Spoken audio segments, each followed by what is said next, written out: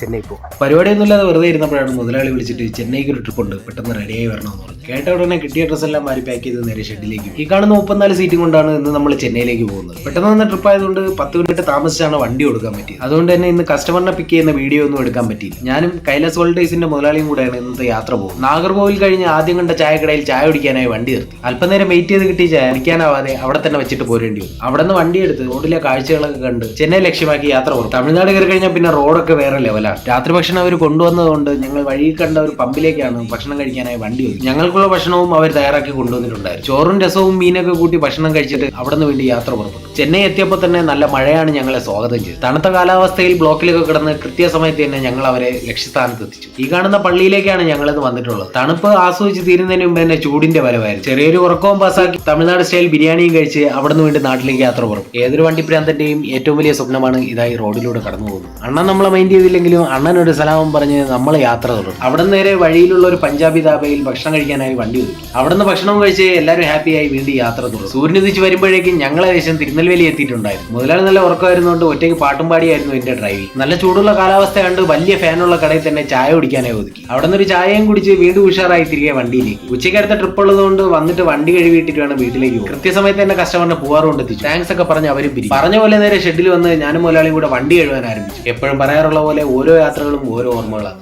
എന്നും ഇതുപോലുള്ള ഓർമ്മകൾ ഉണ്ടാവട്ടെ.